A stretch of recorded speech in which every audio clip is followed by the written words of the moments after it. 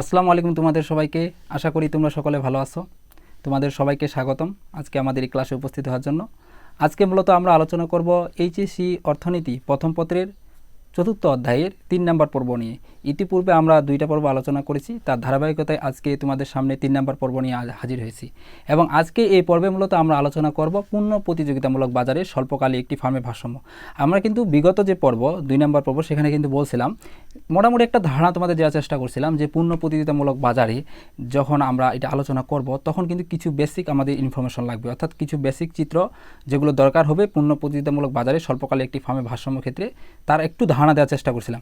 আজকে সেটার একবারে বিস্তারিত আলোচনা করব A to Z, অর্থাৎ কালকে যেটা গত পর্বে যেটা আলোচনা করা হয়েছিল সেইটার বিস্তারিত রূপ আজকে আর কি পাবো। তো তাহলে বেশি সময় নষ্ট না করে আমাদের আজকের যে আলোচনা পর্ব সেটা শুরু করি।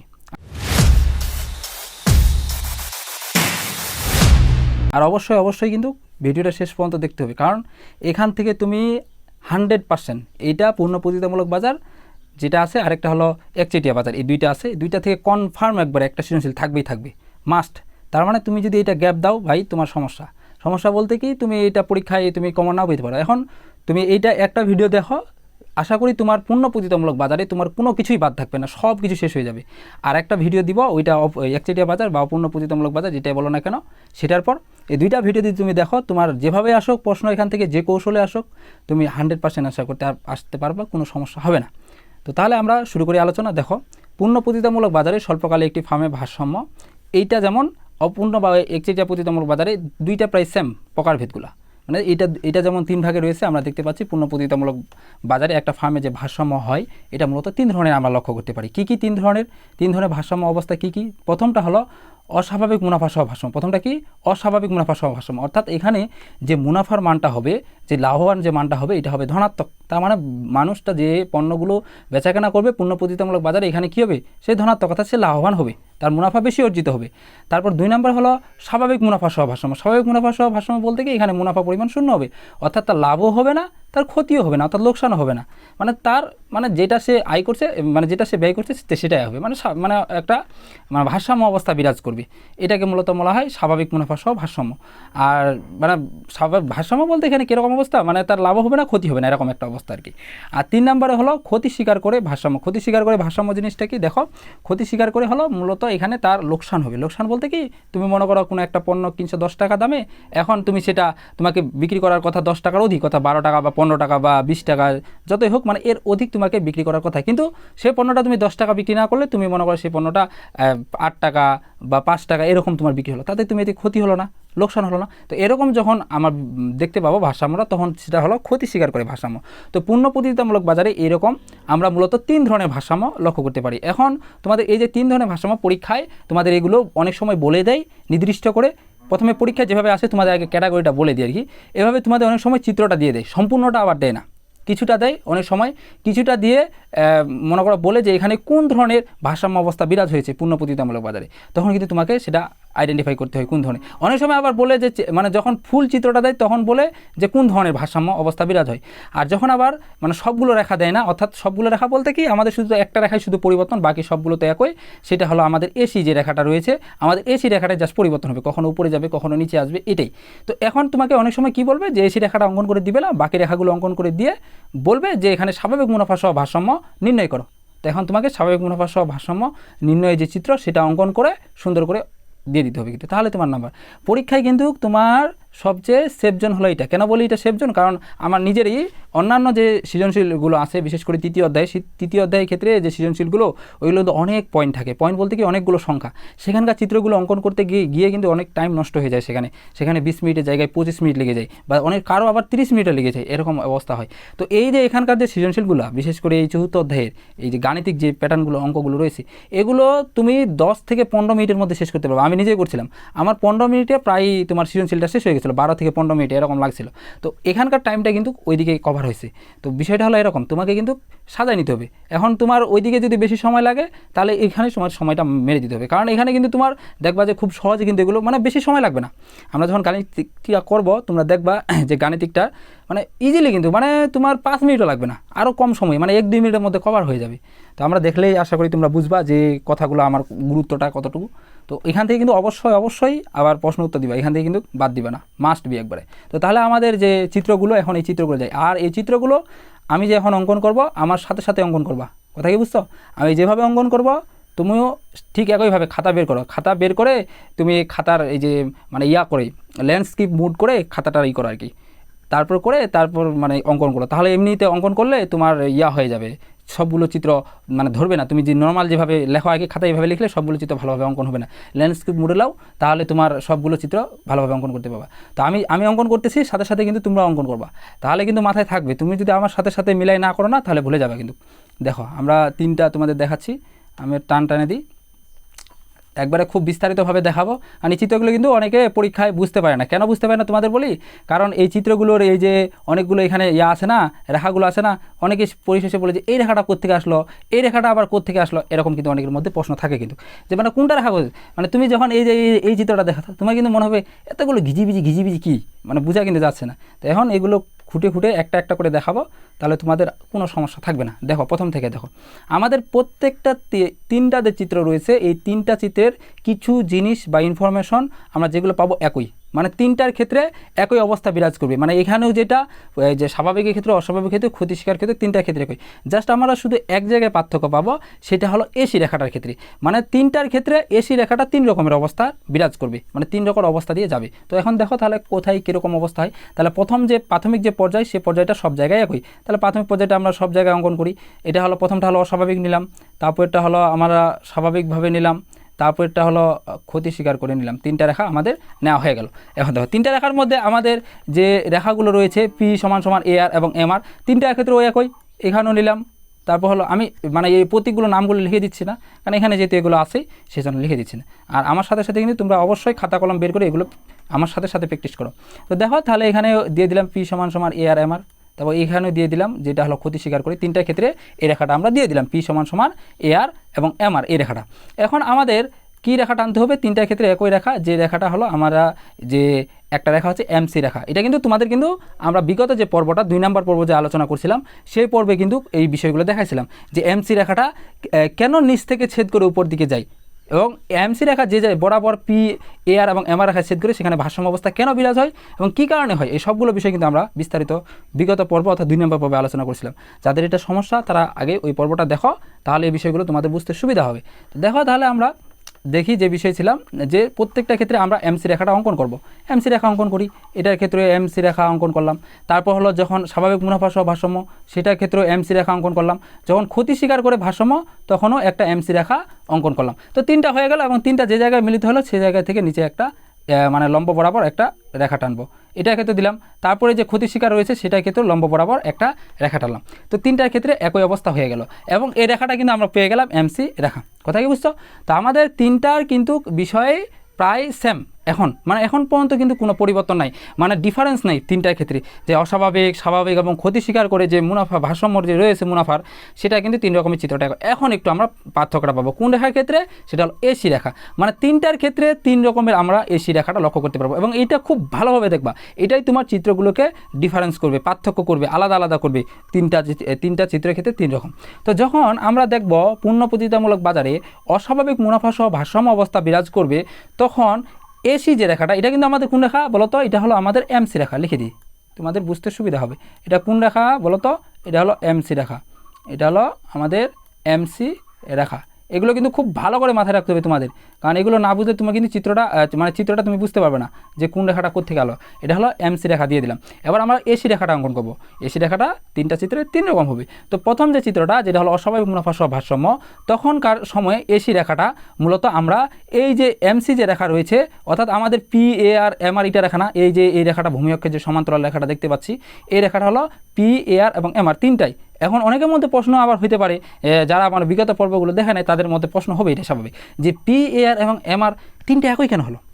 অনেকের মধ্যে প্রশ্ন হবে কিন্তু, যে 3টা P সমান AR MR 3টা একই কেন, কী কারণে? এটা কারণ আছে অবশ্যই, কারণ 3টার মান আমরা একই পাই। কেন পাই?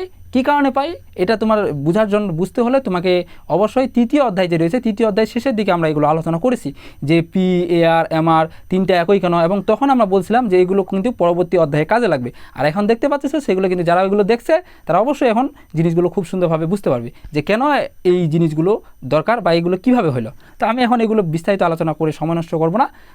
তোমাদের যাদের প্রয়োজন তোমরা অবশ্যই তৃতীয় অধ্যায়ের শেষের দিকে আছে, এটা শেষের পর্বগুলো দেখবা, তাহলে এই তথ্যগুলো খুব ভালোভাবে পাবা। সর্বশেষের পর্বটা আমাদের মনে হয় এই জিনিসটা আছে। তো দেখো তাহলে যখন অস্বাভাবিক মুনাফা সহ ভারসাম্য হবে তখন এসি রেখাটা যে হবে, এসি রেখাটা মূলত এই যে এমসি যে রেখা রয়েছে, এমসি রেখার এই যে এখান থেকে মূলত শুরু হবে, এখান থেকে শুরু হয়ে যখনই আমরা দেখব এমসিকে ছেদ করছে, আমার কথাগুলো আগে ভালো করে শুনো, যখনই দেখব আমরা এই রেখাটা এমসিকে ছেদ করছে তখন আর নিচে যাবে না। কি বললাম? যখনই এসি এমসিকে ছেদ করবে, ওটা যে কোনো জায়গায়, এইটার ক্ষেত্রে হোক, এটার ক্ষেত্রে হোক, এটার ক্ষেত্রে হোক, তিন জায়গায় ওই একই কথা। যখনই এসি রেখা, এসি বলতে কি বলতো, এসি বলতে হলো অ্যাভারেজ কস্ট অর্থাৎ গড় ব্যয়, এমসি বলতে কি মার্জিনাল কস্ট অর্থাৎ হলো প্রান্তিক ব্যয়।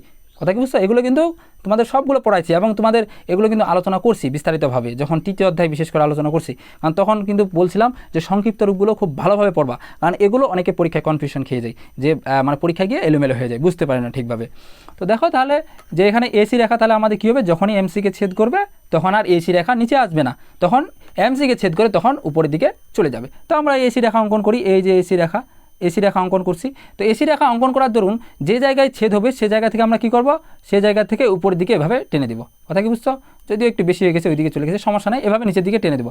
এখন যে কথাটা আসবে এখানে, যদিও কাছাকাছি হয়ে গেছে বিষয়টা, কিন্তু আমাদের একটা বিষয় এখানে মাথায় খুব ভালোভাবে রাখতে হবে। এই যে বিন্দুটা আমরা এখানে দেখতে পাচ্ছি, এখানে মূলত দুই জায়গায় ছেদ করছে, আমাদের এসি রেখা লিখে দিই এখানে তোমাদের বোঝার সুবিধার্থে, যাতে তোমরা সুন্দরভাবে বুঝতে পারো। এ সি কোন রেখা এটা আমাদের এটা হলো কোন রেখা, এসি রেখা। দেখো এখন এসি রেখা এখানে দুই জায়গায় ছেদ করছে, তার মধ্যে আমাদের এই যে লম্ব অক্ষের যে সমান্তরাল একটা রেখা আমরা টানছিলাম, এই রেখার মূলত যেখানে ছেদ করছে, এই যে ছেদ করছে বিন্দুটা আছে না, এর সোজা স্ট্রেট লাইন একটা এদিকে আমরা টানবো। কী বলছি? কখনো এর দুইটা বিন্দু আছে, কিন্তু এই বিন্দুর সোজা কিন্তু স্ট্রেট লাইন কখনো হবে না। কথা কি মাথায় ঢুকছে তোমাদের? এই যে বিন্দুতে লম্ব অক্ষের সমান্তরাল যে একটা রেখা টানছি আমরা, এই রেখার যে বিন্দুতে ছেদ করবে এই বিন্দুর সোজা একটা স্ট্রেট লাইন টানবো। দেখো আমি কিভাবে টানি, এই যে এভাবে, তোমরা কিন্তু এগুলো স্কেল দিয়ে করবা, বুঝছো?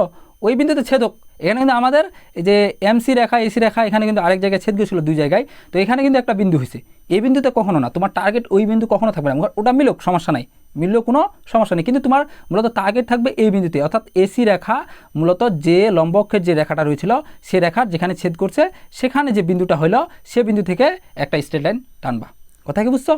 এভাবে মূলত ছিল আমাদের এসি রেখা অর্থাৎ অস্বাভাবিক মুনাফার ক্ষেত্রে। এই যে পরিমাণটা আসলো, তোমাদের যদি দেখাই একটু অন্য কালারে কালি দিয়ে, দেখো এই যে এখানে আমরা পরিমাণটা দেখতে পাচ্ছি না, এই যে বক্সটার এই পরিমাণটা, এই যেটুকু আছে, এই সবটুকু তখন অস্বাভাবিক মুনাফা সহ ভারসাম্য বলা হয়। কথা কি বুঝছো? এরপরে 2 নম্বরে আসি আমরা, যেটা রয়েছে স্বাভাবিক মুনাফা সহ ভারসাম্য। এটার চিত্রটা কীরকম হবে বা এটার ক্ষেত্রে আমরা চিত্রটা কীরকমভাবে অঙ্কন করব। দেখো যখন স্বাভাবিক মুনাফা সহ ভারসাম্য হবে তখন মুনাফা হবে না, তখন মানে ক্ষতিও হবে না, তখন মানে লাভও হবে না, মানে স্বাভাবিক একটা অবস্থা বিরাজ করবে, তখন আমরা মূলত পাবো যে স্বাভাবিক মুনাফা সহ ভারসাম্য। তখন যে চিত্রটা হবে তখন এমসি রেখা যেখান দিয়ে গেছে এই যে ভারসাম্য বিন্দু, সেই বিন্দু দিয়ে আমরা এসি রেখাকে নিয়ে যেতে হবে, অর্থাৎ এই বিন্দু ছেদ করে নিচ থেকে উপরে যাবে। কেন এই বিন্দু ছেদ করে নিচ থেকে উপরে যায়? কারণ এই বিন্দুতে এমসি রেখা আছে, আর আমরা জানি একটু আগে তোমাদের বলছি, যখনই এসি রেখা এমসি রেখাকে ছেদ করবে তখন আর সেটা নিচে যেতে পারবে না, তখন সেটাকে কি করতে হবে, উপরে যেতে হবে। তো ঠিক তেমনিভাবে এখানে আমরা এসি রেখা এভাবে এই যে আস্তে আস্তে আস্তে আস্তে এখানে কাকে মূলত আমরা দেখতে পাচ্ছি, এই যে এমসিকে ছেদ করলো, এখানে এসে আমাদের এমসিকে ছেদ করে নিচ থেকে কি করলো, উপরের দিকে গেল। ওটা কোন রেখা?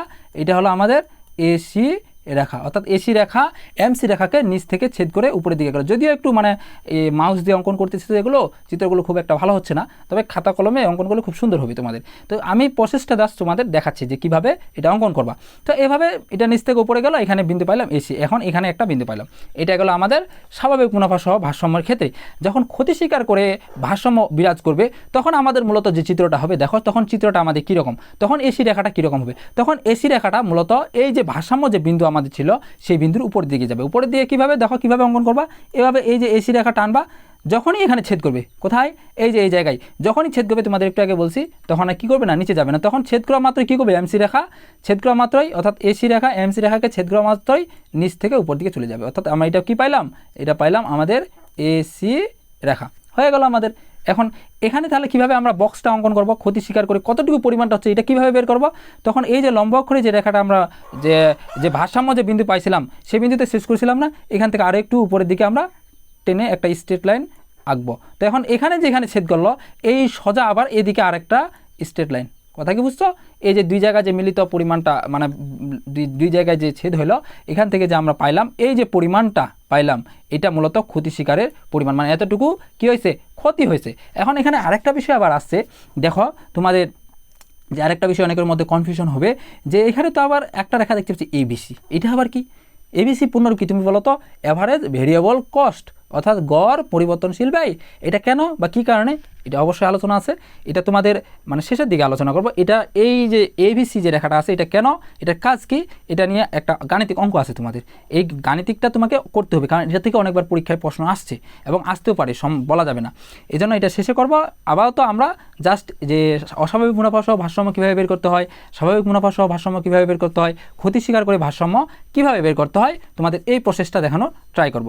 তো তোমাদের চিত্রগুলো সমস্যা হচ্ছে, সমস্যা হলে আমাকে কমেন্টে জানাও, অবশ্যই আমি তোমাদের সেটা আবার বুঝাই দেওয়ার চেষ্টা করব যে এই চিত্রগুলো বুঝতে কোনো সমস্যা হচ্ছে নাকি। তো তাহলে আমরা গাণিতিক আমাদের যে সমস্যাগুলো রয়েছে সেগুলোর মধ্যে এখন যাই। তাহলে দেখো, আশা করি তোমাদের চিত্রগুলো কোনো সমস্যা হওয়ার কথা না। পরীক্ষায় যদি অঙ্কন করতে বলে তাহলে তুমি কিন্তু এভাবে ইজিলি অঙ্কন করে দিবা। তো আমরা যেখানে ছিলাম মূলত পূর্ণ প্রতিযোগিতামূলক বাজারে স্বল্পকালে একটি ফার্মের যে ভারসাম্য, এই ভারসাম্য মূলত 3 ধরনের হয়ে থাকে, আমরা আলোচনা করছিলাম।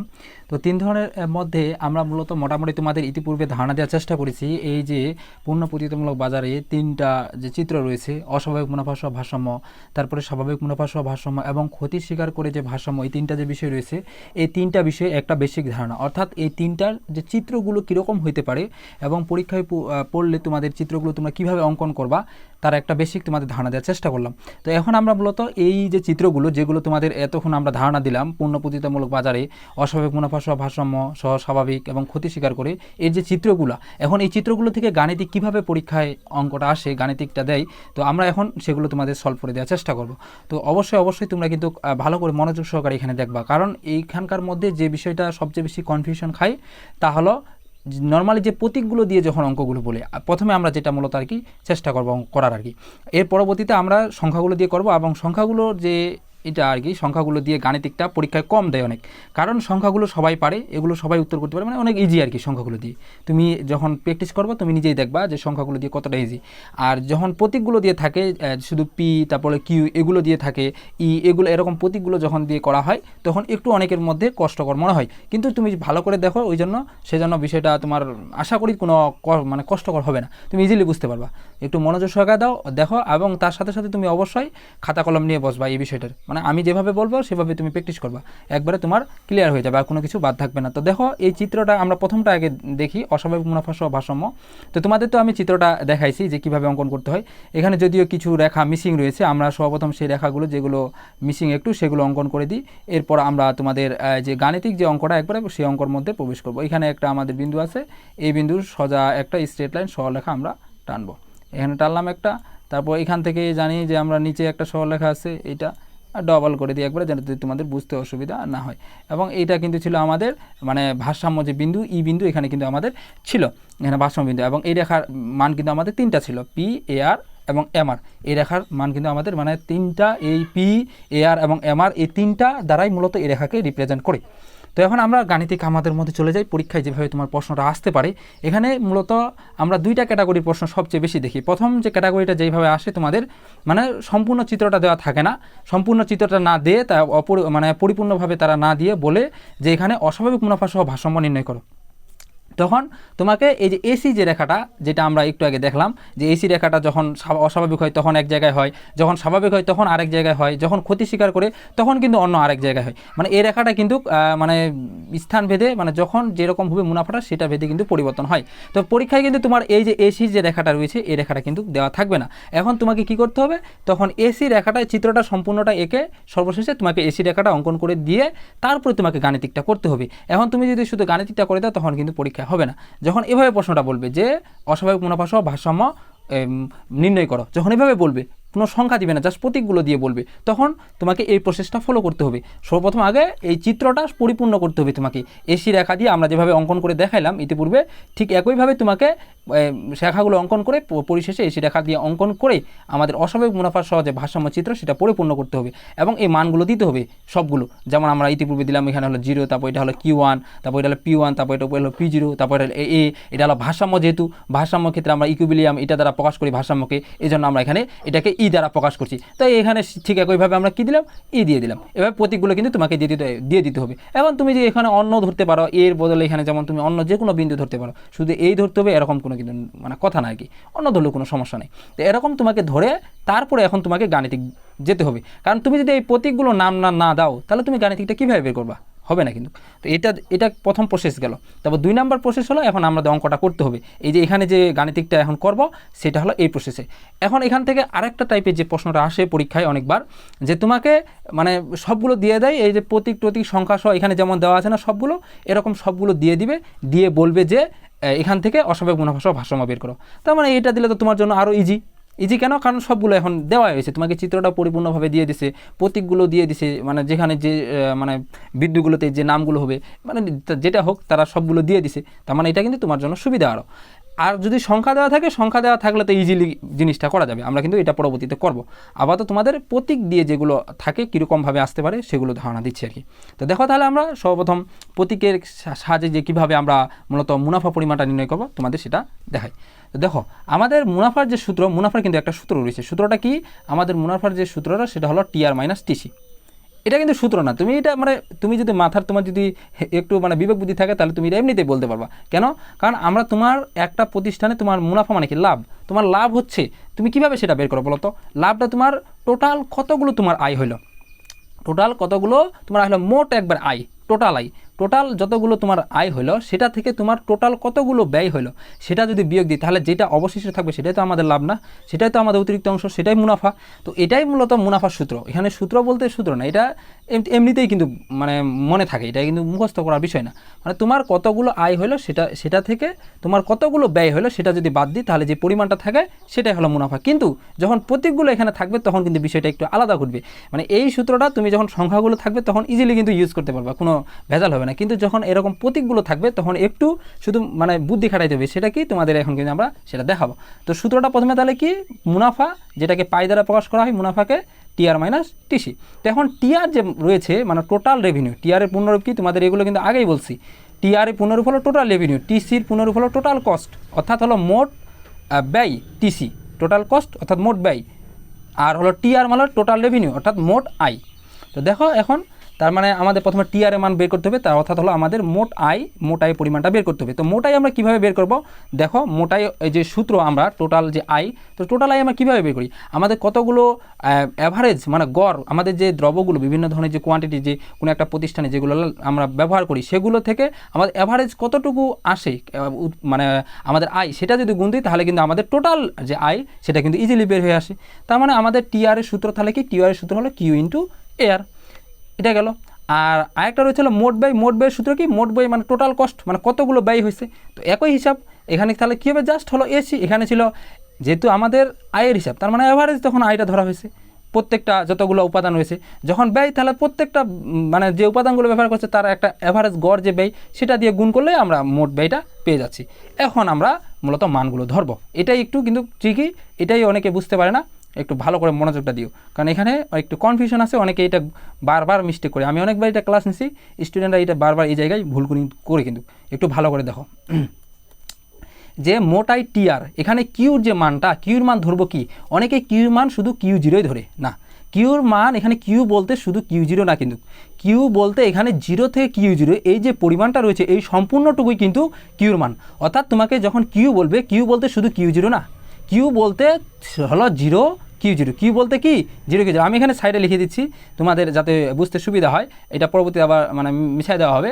তো এখানে এটা ডাইরেক্ট সরাসরি দিয়ে দিয়েছে, তো একটু বুঝতে অসুবিধা হতে পারে, আমি যেন সাইডে তোমাদের নোট করে দিচ্ছি। দেখো তার মানে কিউর মান হলো কত, 0 Q0, তার মানে 0 Q0 দিয়ে দিলাম, আমাদের কিউ মান হয়ে গেল ইনটু আমাদের গুণ আছে, গুণ কত আছে AR, AR এর মান কোনটা বলো তো তোমাদের, যদি বিষয়টা একটু দেখাই, দেখো এই রেখাগুলো মানে ক্যান্সেল করার কারণে মুছে দেওয়া হয়েছে, একটু ভালোভাবে দেখো, এই যে রেখাটা আমরা যেটা অঙ্কন করলাম, এই রেখাটা কিন্তু আমাদের কোন রেখা? এই রেখার মান কিন্তু একটা না, কিন্তু এই রেখার মান কিন্তু আমরা তিনটা পাই। কি পাই?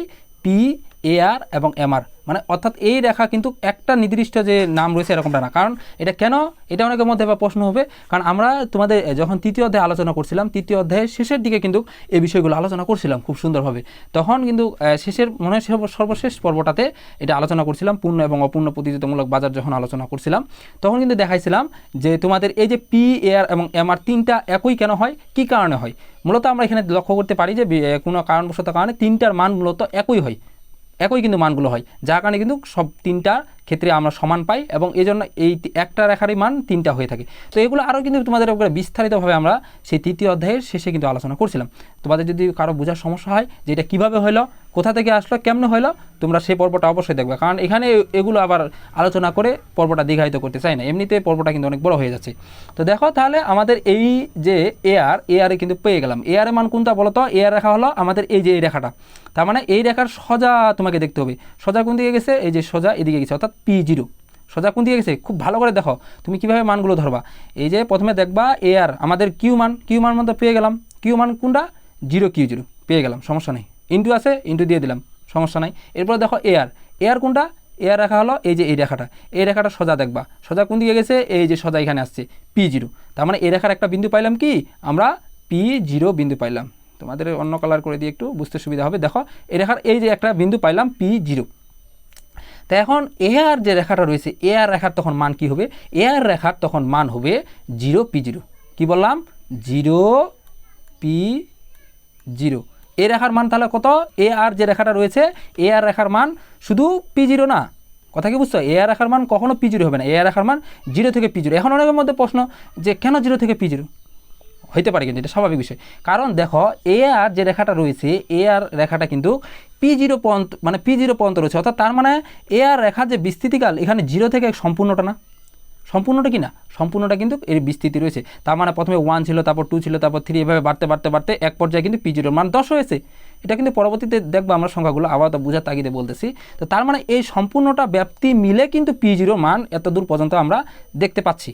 তো তার মানে এখানে এজন্য আমরা যখন এ আর মান বলতেছি তখন আমরা 0 থেকে P0 সম্পূর্ণটাই ধরতেছি, কথা কি বুঝছো?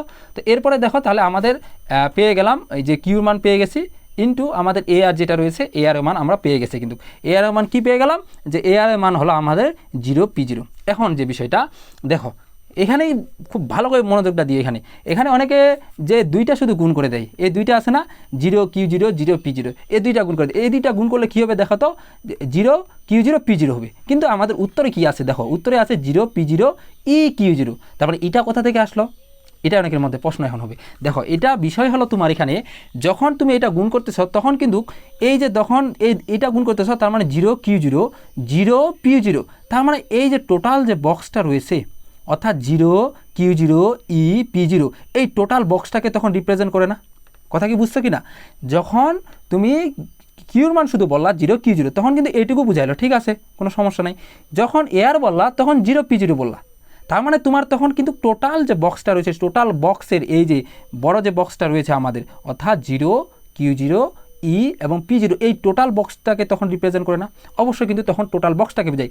এই জন্য মূলত মোট আয়ের ক্ষেত্রে যে সূত্রটা আমরা গুণ করে পরবর্তীতে আমাদের যে মানগুলো ধরতে হয়, তখন উত্তর সর্বশেষ দিতে হয় 0 Q0 P0। এখন অনেকের মধ্যে প্রশ্ন হবে যে আমরা প্রথমে যদি P0 তারপর 0 তারপর Q0 তারপর দিই, কোনো সমস্যা হবে না, তুমি যেভাবে দাও সমস্যা নাই, ওভাবে হবে। এখানে কোনো বাধ্যবাধকতা নেই যে এভাবেই দিতে হবে, এভাবে দিলে ভালো হবে। মানে এই জন্য অনেকের মধ্যে কিন্তু আবার গোলমাল হয়ে যায়। গোলমাল বলতে কি, পরীক্ষায় যারা কপি করে আর কি, তাদের ক্ষেত্রে একটু সমস্যা হয়। মানে দেখে যে একজন উত্তর করছে আরেকটা, সে আবার তার পিছনে আরেকজন মনে করে ছেলে দেখছে, সে দেখতেছে যে সে আবার অন্য উত্তর আসছে, তো বলতেছে, তখন জিজ্ঞাসা করে যে তোমার এইটা উত্তর, আবার ও আবার আলাদা উত্তর, ব্যাপারটা কি? তাহলে মানে তার একটা কিন্তু কনফিউশন লেগে যায়। এটা কোনো কনফিউশনের বিষয় না, এটা তুমি যেভাবে দিবা উত্তর ওই একই। তুমি যদি মনে করো প্রথমে যদি Q0 দাও, তারপর F দাও, তারপর P0 দাও, তারপর 0 দাও, ওই একই কথা, কথা বুঝছো? যেভাবে দাও একই, জাস্ট শুধু সিরিয়ালটা একটু মেনটেন করার চেষ্টা করবা, মানে যেদিক থেকে দাবা এই যে এদিকে সিরিয়ালটা একটু মেনটেন করার চেষ্টা করবা, তাহলে দেখতে সৌন্দর্য হবে। তো আমাদের কিন্তু টিআর মান বের করা হয়ে গেল, টিআর চলে গেল। এখন আমরা মোট ব্যয় টিসি যে রয়েছে, এখন আমরা টিসির মান বের করব। ওই একই অবস্থা, একটুও পার্থক্য থাকবে না, টিসির মানও ওই যে টিআর মতোই একই অবস্থা বিরাজ করবে। তো এখানে টিসির সূত্র কি, টিসির সূত্র ওই আগের মতোই যেটা বললাম, কিউ ইন্টু এসি, মানে কোয়ান্টিটি কতগুলো পরিমাণ, এটার সাথে আমাদের অ্যাভারেজ কস্ট মানে অর্থাৎ গড় কতগুলো ব্যয় হচ্ছে সেটা গুণ দিলে আমাদের কিন্তু টোটাল কস্ট মোট কতগুলো ব্যয় হচ্ছে সেটা ইজিলি বের হয়ে যাবে। তো কিউর মান কত, ওই আগের মতোই, কিউর মান হলো কত 0 কিউ 0, এই 0 কিউ 0 কিউর মান থাকলো। এরপরে আমাদের আরেকটা মান দরকার, সেটা হলো এসির মান। এসির মান এবার দেখো, এসি রেখা কোনটা খুঁজে, তো এখানে কিন্তু ভালো করে মনোযোগ দাও, এসি রেখা এই যে আমরা পেয়ে গেছি, এটা হলো আমাদের কোন রেখা, এসি রেখা। এই রেখা কোথায় ছেদ করছে, এই যে এখানে যে এ বিন্দু রয়েছে এই বিন্দুতে মূলত এসি রেখা ছেদ করছে। কথা কি বুঝছো? তোমাকে মূলত সর্বপ্রথম যেই প্রতীকটা থাকবে মূলত সেই প্রতীকটাকে খুঁজবা, যে সেই রেখাটা কোথায়, কোন মানে রেখাটা আগে রেখাটা খুঁজবা, রেখাটা খোঁজার পর তারপরে ওই রেখা দেখবা কোন বিন্দুতে গিয়ে ছেদ করছে। এই দেখো এসি রেখা আমরা দেখতে পাই এখানে এ বিন্দুতে ছেদ করছে। এখন এ বিন্দুর সোজা একটা স্ট্রেট লাইন কিন্তু এখানে সরল রেখা কিন্তু একটা আছে, দেখো এই যে যেটা P1-এ গিয়ে কিন্তু আমরা দেখতে পাই ছেদ করছে P1 বিন্দুতে। কথা কি বুঝছো? তার মানে আমাদের এখানে এসি যখন বলবে, তোমাদের লিখে দিই তাহলে সুবিধা হবে। তার মানে কিউর মান হলো 0 কিউ 0 ইন্টু আমাদের এবার কি এসির মান, এসির মান তাহলে কত হবে দেখো তো, এসি এই রেখা সোজা রয়েছে, সোজা মানে কত, এই যে এই বিন্দু, তার মানে তখন কি হবে 0 P0 P1 P0 না, উপরেরটা তো P0 নিলাম, এটা হলো P1। তার মানে এখন যদি আমরা গুণ করি 0 কিউ 0 0 P1, তার মানে এখন আমাদের এই যে ছোট বক্স যেটা রয়েছে এইটা দেখো, খুব মনোযোগ সহকারে দেখো একটু, তখন যেটা লাল কালি করে দিয়েছি আমি, তখন এই বক্সটা সম্পূর্ণটাকে বোঝায় না, সম্পূর্ণটা বোঝায় কি না, 0 কিউ 0 তার মানে হলো এই পরিমাণটা বোঝাচ্ছে, তখন 0 P1 তখন কিন্তু এই পরিমাণটা বোঝাচ্ছে, এই 0 থেকে P1 পর্যন্ত এটা, তার মানে তখন কিন্তু এই টোটাল বক্সটাকেই বোঝাচ্ছে। কথা কি বুঝছো? তখন কিন্তু এই টোটাল বক্সটাকেই বোঝাচ্ছে। উপরে আমরা একটু আগে যেমন দেখলাম 0 কিউ 0 0 P0 দ্বারা সম্পূর্ণ বক্সটাকে কিন্তু বোঝাচ্ছিল, ঠিক তেমনিভাবে এখন যখন 0 কিউ 0 0 P1 দ্বারা হবে তখন কিন্তু এই যে বক্সটা যেটা লাল কালি করা হয়েছে তখন কিন্তু সেটাকে রিপ্রেজেন্ট করে। কথা কি বোঝা গেছে?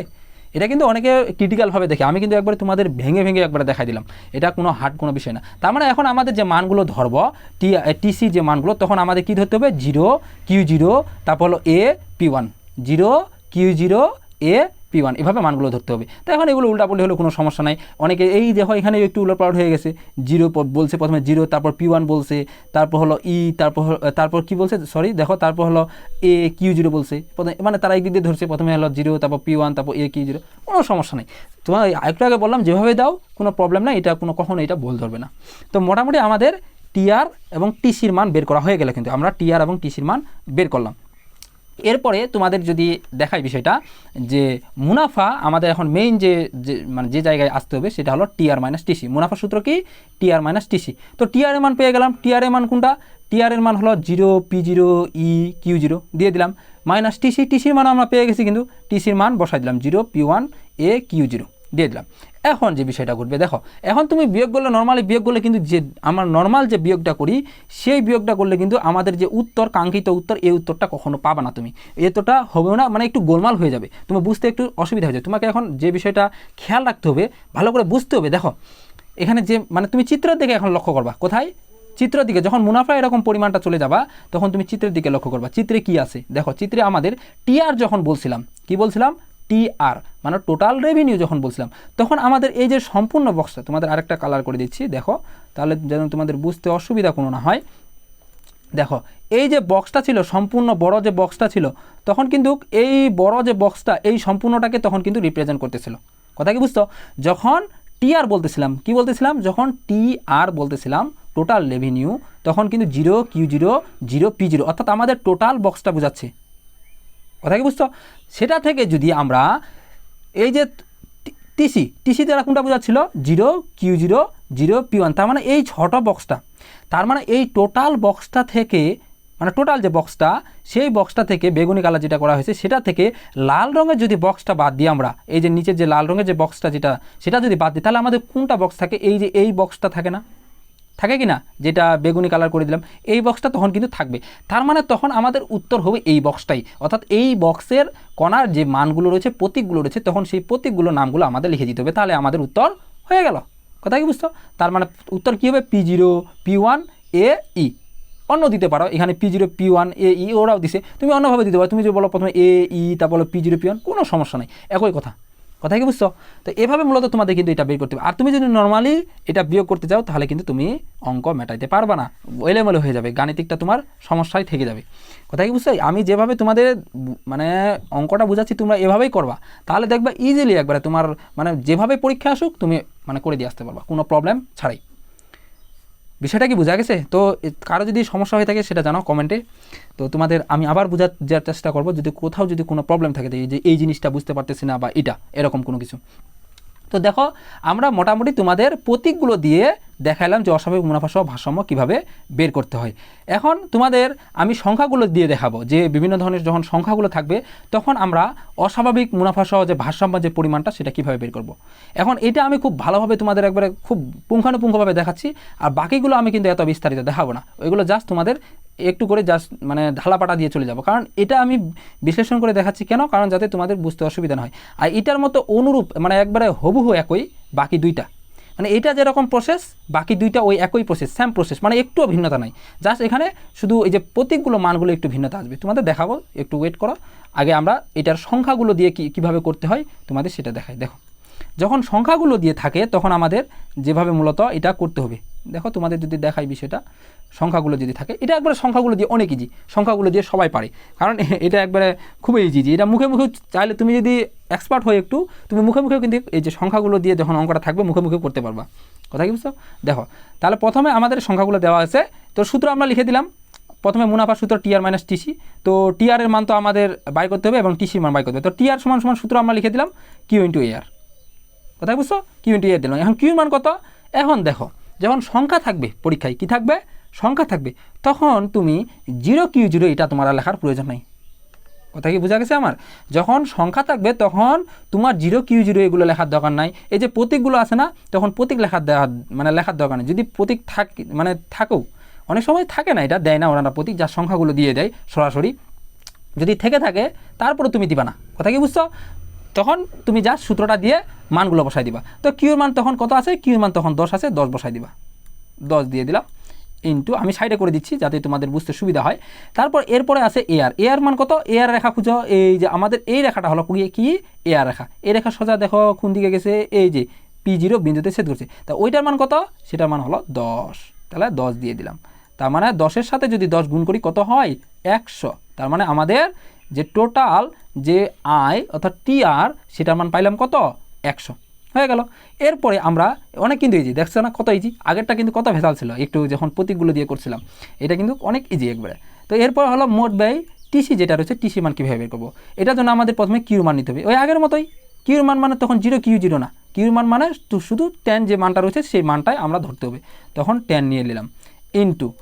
এরপরে আমাদের আছে এসি রেখা খুঁজো, তো এই যে এসি রেখা, এখানে এসি রেখা কোথায় ছেদ করছে? এই বিন্দু সোজা স্ট্রেট লাইন কোন দিকে? এই যে P1 থেকে কিন্তু স্ট্রেট লাইনটা সোজা আসছে, তার মানে P1 মান কত? P1 যে আমাদের মান রয়েছে সেই P1 এর মান মূলত এখানে মান এখানে কত ধরছে? এখানে একটু 8 ধরছে, 8। P1 এর মান কত? 8 ধরা হয়েছে। দেখো আমাদের কিন্তু দুইটা মান কিন্তু পেয়ে গেলাম, একটা হলো আমার TR মান পাইলাম এবং আরেকটা হলো TCর মান পাইলাম। TCর মান তাহলে কত হয়? 10 আর 8 গুণ করলে কত হয়? 80 হয়। কত? 80।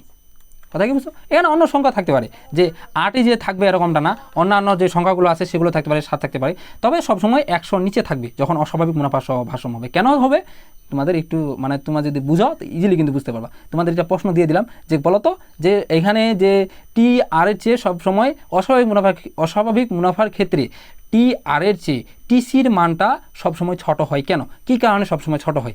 এটা কেনই বা ছোট হতে হয়? এটা তোমাদের প্রশ্ন থাকলো, যারা এটা বুঝতে পারছে তারা ইজিলি উত্তরটা কিন্তু দিতে পারবে। তো দেখো তাহলে আমরা অঙ্কটা করি, তাহলে আমাদের TR মান পেয়ে গেলাম, TCর মানও পেয়ে গেলাম। এখন এই যে TC যেটা রয়েছে, এই যে TC সূত্র আমরা যেটা Q ইন্টু AC পাইলাম, অনেকে মনে করতে পারে এখানে AC বলতে তো P1, তার মানে 0P1 আমরা এটা কেন ধরলাম না? যখন সংখ্যাগুলো থাকবে তোমাদের বারবার এই কথাটা বলতেছি, তখন জাস্ট সংখ্যাগুলো ধরবা, অন্য কোনো কিছু আর ধরার দরকার নাই। তার মানে P1 মান আমাদের 8 রয়েছে, তখন 8 ধরে নিলাম, 10 8 কত হলো? 80 হলো। তার মানে এখন আমরা মেইন সূত্রের ক্ষেত্রে আসি, TR মাইনাস TC। তাহলে TR এর মান কত বলো তো? TR এই যে TR এর মান পেয়ে গেলাম কত? 100। কত? 100 মাইনাস TCর মান কত? TCর মান হলো 80। তার মানে 100 থেকে যদি আমরা 80 বিয়োগ দিই কত আসে?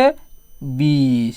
কত আসে 20, তার মানে আমাদের 20 টাকা লাভ হইলো। তার মানে আমাদের টোটাল আয় ছিল কত টাকা 100 টাকা, মানে মোট একবারে যতগুলো আমরা পণ্য যেগুলো উৎপাদন করতেছিলাম বা যা করতেছিলাম সবগুলো মিলে আমাদের আয় হলো 100 টাকা। এই 100-র মধ্যে আমাদের মোট যে একটা খরচ ছিল সেই খরচ হয়েছে 80 টাকা। তার মানে আমাদের এক্সট্রা কত টাকা থাকলো 20 টাকা থাকলো। তার মানে আমাদের এই যে 20 টাকা থাকলো এক্সট্রা, সেটাই হলো আমাদের লাভ, মুনাফা, অস্বাভাবিক মুনাফা। সেক্ষেত্রে এটাই মূলত হলো এই যে মানে মান। এভাবে কিন্তু তোমাদের অস্বাভাবিক মুনাফা সহ ভারসাম্য বের করতে হয়। আর তোমাদের একটু আগে বলছি অস্বাভাবিক মুনাফা সহ ভারসাম্যের ক্ষেত্রে মুনাফার যে পরিমাণটা হবে সেটা হবে ধনাত্মক। তো এখানে আমাদের কিন্তু ধনাত্মক কিন্তু পেয়ে গেছি, 20 কিন্তু একটা ধনাত্মক মান। কথা বুঝতে পারছো? এটা কিন্তু অনেক ইজি, একবার মানে যে একবার এই মজাটা পাবে এই অঙ্কগুলার বুঝতে, একবার যে শুধু একবার বুঝবে তার এত মজা লাগবে এগুলা, সে নিমিষে করে দিতে পারবে এগুলা। মানে এই সৃজনশীলটা বিশেষ করে এই যে চতুর্থ অধ্যায়ের, তার সময় খুব খুব কম লাগবে, মানে সে 15 থেকে 10 মিনিটের মধ্যে কভার করে দিবে। যার খুব স্পিড সে 10 মিনিটে শেষ করে দিবে, যার একটু দুর্বল সে 12 থেকে 15 মিনিট তার লাগতে পারে। তবে এটা কিন্তু বেশি লাগবে না, তোমাদের এটা অবশ্যই কিন্তু পরীক্ষা দিবা, অনেক কম সময় হয়ে যাবে। তো আমাদের গেল অস্বাভাবিক মুনাফা সহ ভারসাম্য, এটা গেল। এখন আমরা যেটা আসবো 2 নাম্বার হলো স্বাভাবিক মুনাফা সহ ভারসাম্য। এখন তোমাদের এটা বোঝানোর ট্রাই করবো। দেখো একটু কিন্তু পর্বটা দীর্ঘায়িত হয়ে যাচ্ছে, তবে তোমরা কিন্তু অবশ্যই শেষ পর্যন্ত থাকো, কারণ এরকম ভাই তুমি ক্লাস ইউটিউবে কোথাও নাও পেতে পারো। সবাই দিচ্ছে রেকর্ডেড ক্লাস দেয়, সবাই দেয়, কিন্তু এরকম একবারে বিস্তারিতভাবে পুঙ্খানুপুঙ্খভাবে কেউ দেয় না। আমি নিজেই এরকম পাই না, এত একবারে বিস্তারিতভাবে মানে চুলছেড়াভাবে বিশ্লেষণ করি। তো দেখো এরপরে হলো স্বাভাবিক মুনাফা সহ ভারসাম্য। এখন আমরা এটা তোমাদের বোঝানোর ট্রাই করবো। যখন স্বাভাবিক মুনাফা সহ ভারসাম্য হবে ওই আগেই, মানে প্যাটার্ন ওই একটাই, সূত্র ওই একটাই, সব কিছু ওই একই। যেমন আমরা মুনাফার সূত্র কী জানলাম আগে, টিআর মাইনাস টিসি, ওই একই কথা। টিআরের সূত্র কী জানলাম, কিউ ইন্টু এআর। টিসির সূত্র কী জানলাম, কিউ ইন্টু এআর। সরি এখানে একটু ভুল গেছে, এসি হবে। এখানে একটু দেখো, এখানে এআর হবে না, এখানে হবে এসি, একটু টাইপিং মিস্টেক হয়ে গেছে। তারপর হলো কিউ ইন্টু হবে কী হবে, এসি হবে। হয়ে গেল মানগুলো। এখন জাস্ট আমরা শুধু আগের যেমন এখানে প্রসেসটা করলাম, যে অস্বাভাবিক মুনাফা সহ ভারসাম্য নির্ণয়ের ক্ষেত্রে যেভাবে আমরা মানগুলো বের করলাম, ঠিক একইভাবে একই প্রসেসে, একটুও ভিন্নতা নাই, ঠিক একই প্রসেসে এখানেও ওই মানগুলো আমরা বের করব, মানে একটু আলাদা হবে না। দেখো কীভাবে, কিউর মান কত আগে জানলাম, আগের কীরকম জানছিলাম কিউর মান। চিত্রটা তো বুঝছো, চিত্রটা কীভাবে অঙ্কন করতে, এটা আর আমি বুঝলাম না, এটা তোমাদের বুঝালাম না কেন, একটু আগে কিন্তু এটা আলোচনা করলাম, শুধু জাস্ট তোমাদের কিন্তু চিত্রটা অঙ্কন করে দেখাই দিছি কীভাবে এই চিত্রটা অঙ্কন করতে হয়। তো এই জন্য এটা আর দেখাইলাম না চিত্রটা। তো এখন জাস্ট মানগুলো দেখাবো করে। তাহলে টিআর সূত্র হলো কিউ ইন্টু এআর। তাহলে কিউ মান কত, কিউ মান 0 কিউ 0, কিউর মান কত 0 কিউ 0 গেল। এআর মান কত, এআর রেখা খুঁজো, এই যে আমাদের এই রেখাটা হলো এআর, তার মানে এটার মান কত 0 P0। তার মানে আমাদের দুইটার মান কি হইল, কিউর মান হইল, কিউর মান কত 0 কিউ 0 ইন্টু আমাদের এআর মান কত, এআর মান হলো 0 P0, এআর মান হলো এটা গেল।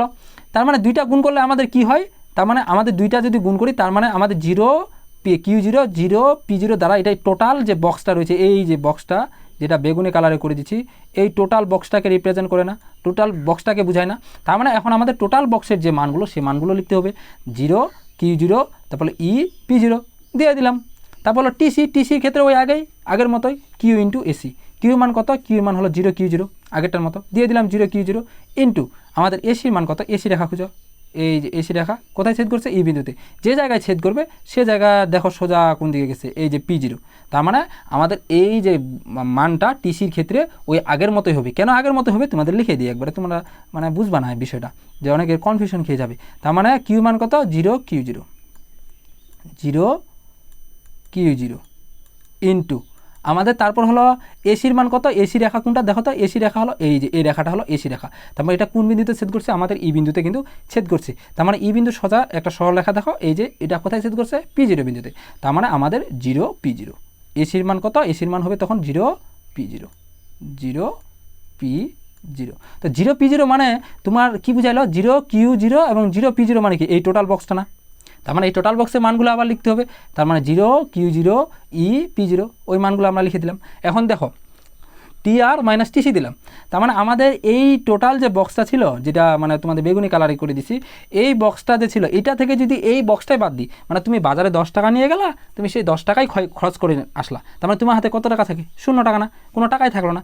ঠিক তেমনিভাবে এখানে এটাও, মানে এই সম্পূর্ণ বক্সটা থেকে এই সম্পূর্ণ বক্সটা যদি বাদ দিই তাহলে আমাদের উত্তর কী আসে, 0 আসে। তার মানে তখন উত্তর তোমাকে এভাবে মানগুলো দিতে হবে, প্রথমে টিআর এর মানগুলো দিয়ে দিবা যেগুলো পাইলাম, তারপর টিসির মানগুলো দিয়ে দিলাম, এরপরে তোমাদের যে তখন বিয়োগ চিহ্ন দিয়ে তখন 0 দিয়ে দিতে হবে। কথা কি বুঝছো? এটা ছিল এভাবে প্রতীক দিয়ে। এরপর যদি সংখ্যা দিয়ে থাকে, সংখ্যা দিয়ে কীভাবে বের করবা দেখো, সংখ্যা দিয়ে থাকলে এই যে সংখ্যাগুলো এখন তো দেওয়া আছে, সংখ্যা দিয়ে করি। কিউর মান কত? কিউর মান হলো 10, 10 দিয়ে দিলাম ইন্টু এর মান কত? এর রেখা খুঁজো, এই যে এই রেখাটা হলো আমাদের এর রেখা, এই যে এটা এর রেখার মান কত? 10, তার মানে 10 10 গুণ করলে কত হয়? 100, তার মানে আমাদের টি আর এর মান কত হইলো? 100 হইলো। এরপরে আমরা টিসি টোটাল কস্টের মান বের করবো। দেখো টোটাল কস্টে প্রথমে কিউ মান কত? কিউর মান হলো 10, 10 দিয়ে দিলাম ইন্টু তারপর হলো এর মান কত? এর রেখা খুঁজো, সরি আমাদের এখানে এসি হবে, একটু ভুল হয়ে গেছে, এসি রেখা খুঁজো, এসি এই যে এসি এই বিন্দুতে এসে ধরছে। এর সোজা কোন দিয়ে গেছে? এই যে পি জিরো এখানে মান কত আছে? 10, তার মানে এটার মানও 10, তার মানে কত হইলো? 10 আর 10 গুণ করলে কত? 100, তার মানে আমরা 100 টাকা আয় ছিল এবং 100 টাকা ব্যয় ছিল, টোটাল রেভিনিউ কত? 100 এবং টোটাল কস্ট 100, তার মানে 100 থেকে 100 বিয়োগ করলে কত হবে? 0 হবে, তার মানে তখন উত্তর কি আসবে? 0।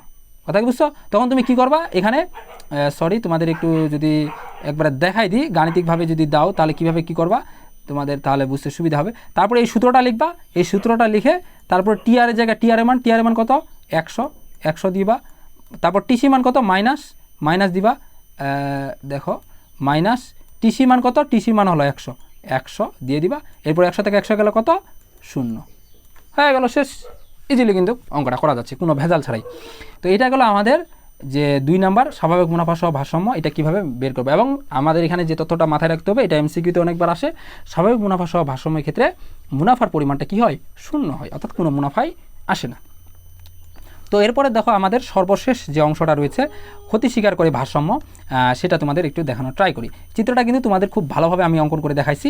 তো এখানে একটা নতুন রেখা দেখাচ্ছে, সেটা হলো আমরা দেখতে পাচ্ছি সেটা হলো এবিসি রেখা। কোন রেখা? এবিসি রেখা নামে একটা নতুন রেখা কিন্তু এখানে উদ্ভব হয়েছে। তো আপাতত এবিসি রেখা আমাদের কোনো কাজ নেই, এবিসি রেখাটা কাজ হবে পরবর্তীতে। আপাতত আমাদের যে রেখাগুলো দরকার সেই রেখাগুলোই তোমাদের দেখাচ্ছি। সরি একটু চিত্রটা ভালো হচ্ছে না তোমাদের, এই যে এখানে অনেকগুলো মানে রেখা মিসিং আছে, তো তোমাদের সেই রেখাগুলো আগে মানে চিত্রটা অঙ্কন করে দিচ্ছি। মানে এই রেখাগুলো না দিলে তোমাদের আবার চিত্রটা হবে না, চিত্রটা গোলমাল হয়ে যাবে।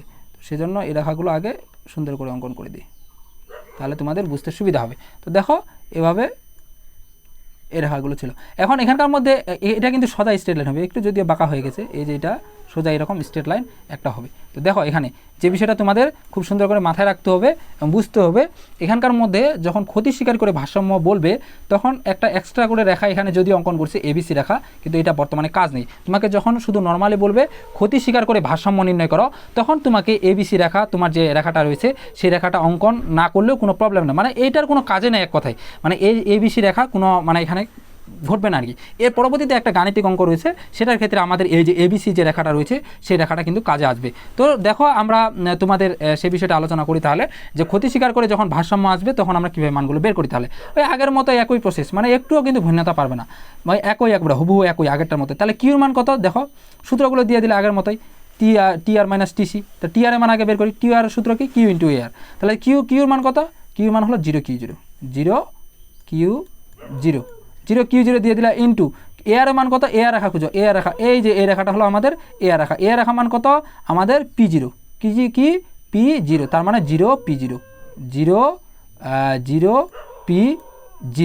এটা রেখা মান কত? 0 P0। দেখো এখন তার মানে আমাদের 0 তারপর Q0 তারপর 0 P0, এটা দ্বারা আমাদের এই যে বক্সটা রয়েছে এই সম্পূর্ণ বক্সটাকে বোঝাচ্ছে না।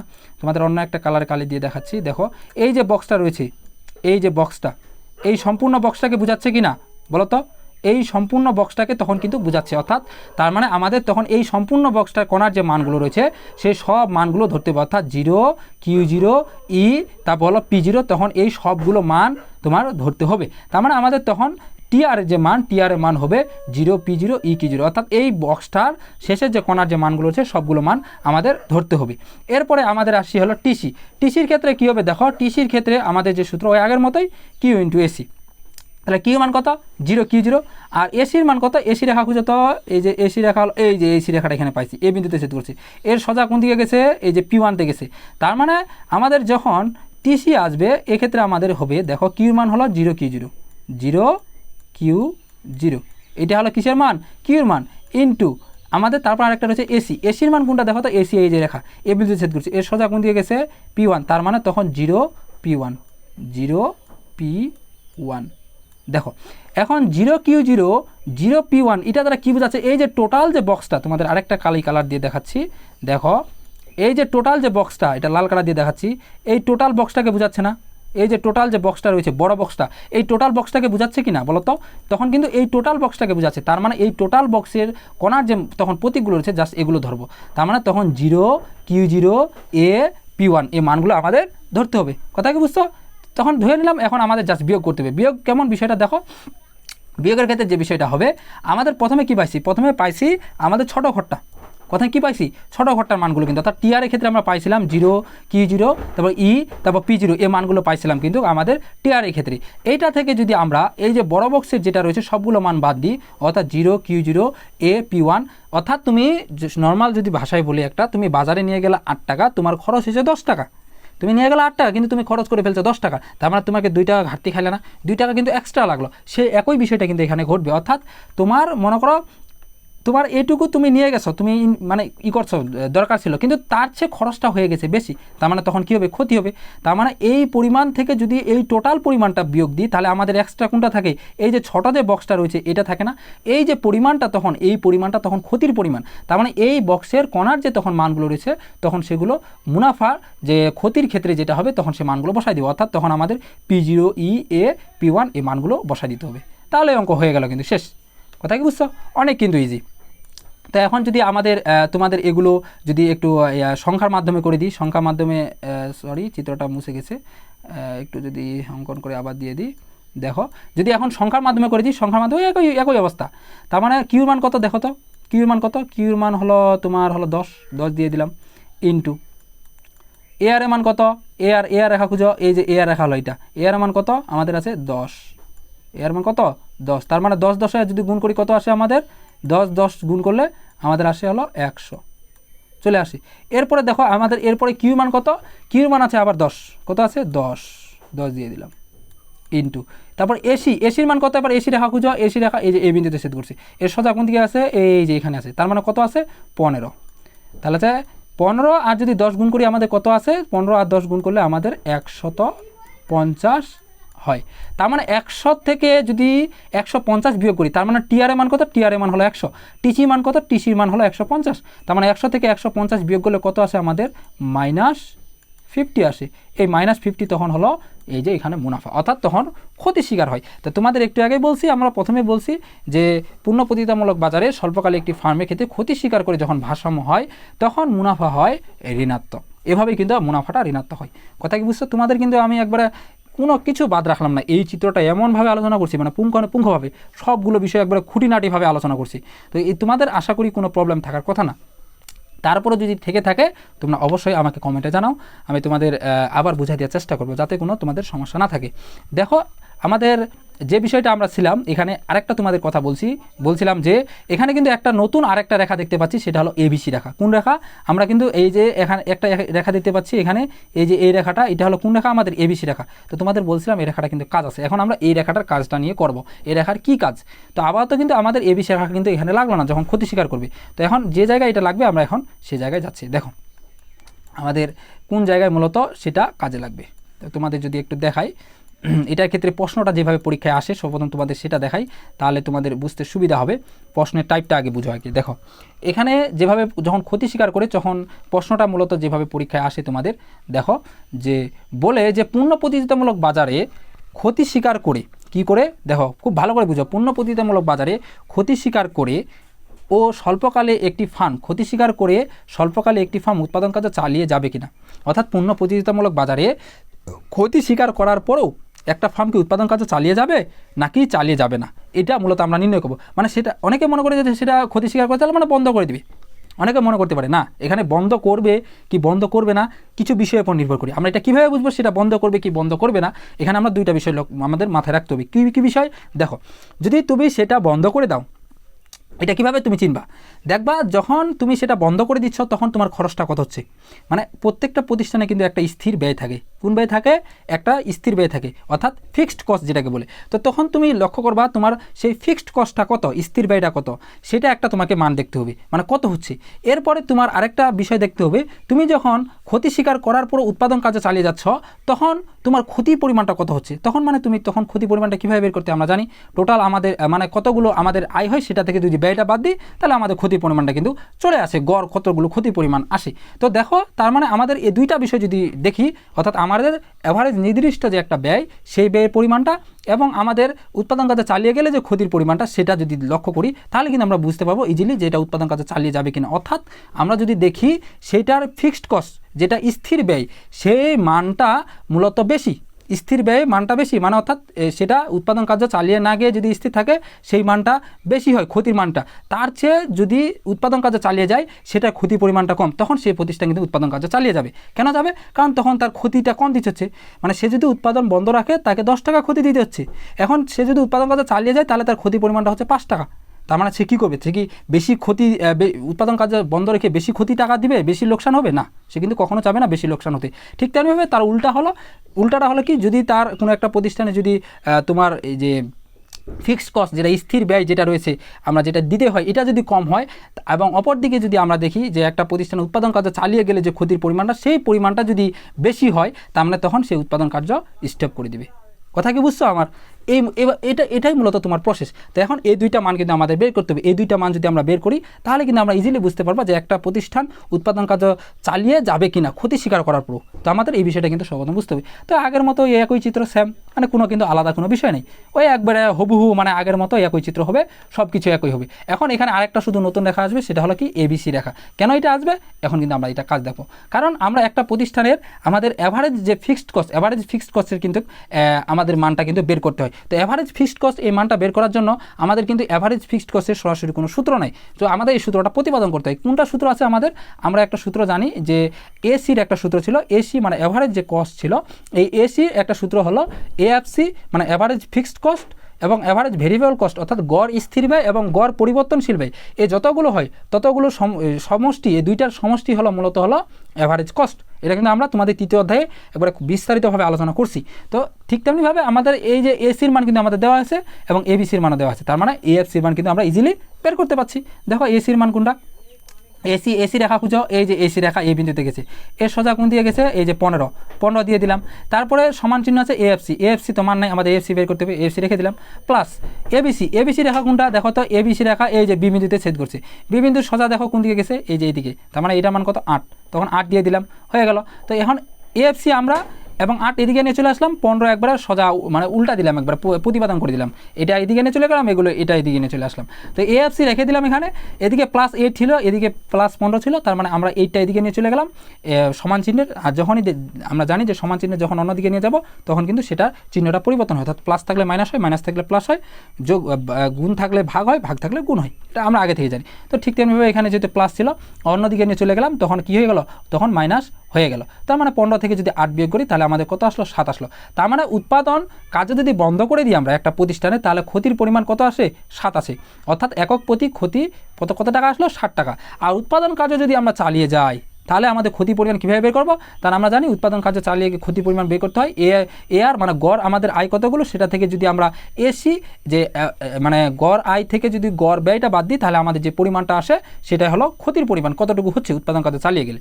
তার মানে আমাদের তখন যদি বিয়োগ দিই তাহলে 10 থেকে যদি 15 আমরা বিয়োগ দিই তাহলে কত আসে, আমাদের 5 আসে। তার মানে এসি এত অ্যাভারেজ কস্ট, এই যে তোমাদের দেখলাম এসির মান কোনটা, এই যে এসি রেখা এটার মান হলো 15।